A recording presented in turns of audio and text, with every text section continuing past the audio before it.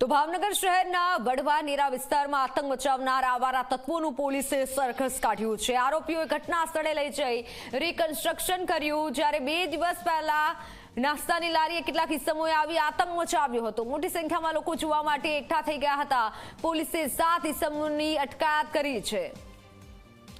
Phone line પર સંવાદદાતા નવનીત જોડા ચૂક્યા છે। નવનીત, જે પણ આવારા તત્વો છે તેને પોલીસ કાયદાનો પાઠ ભણાવશે। આ જે આરોપીઓ છે તેનો ગુનો શું હતો?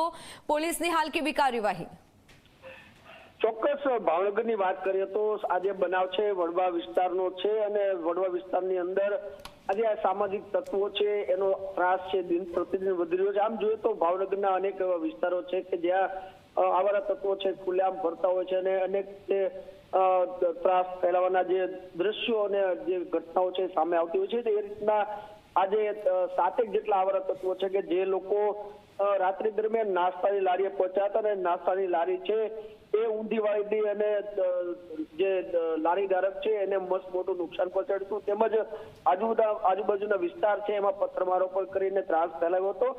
આ જે ઘટના છે એને પગલે સ્થાનિકો અને જે લારી ધારક છે એના દ્વારા ફરિયાદ છે દાખલ કરવામાં આવતા પોલીસે તપાસ હાથ ધરી, જેમાં સીસીટીવી હાથ લગતા પોલીસે 7 જેટલા જે ઇસમો છે એની અટકાયત કરી ધોરણસરની કાર્યવાહી છે હાથ ધરી છે। જેમાં ગઈકાલે સાંજે આ તમામ જે આરોપીઓ છે એને લઈને પોલીસ છે વડવા જે વિસ્તારમાં આતંકીઓ રહે છે વિસ્તારમાં પહોંચી હતી અને લોકોની વચમાં લઈ જઈને રિકન્સ્ટ્રક્શન કર્યું તો આ સમયે મોટી સંખ્યામાં લોકો છે એ એકઠા થયા હતા। જી બિલકુલ નવનીત, આભાર માહિતી બદલ। તો સામાજિક તત્વોને પોલીસ કાયદાનો પાઠ ભણાવશે। આ સામાજિક તત્વોને પોલીસે કાયદાનો પાઠ ભણાવ્યો છે। અમદાવાદમાં સરઘસ કાઢ્યું છે આરોપીઓનું।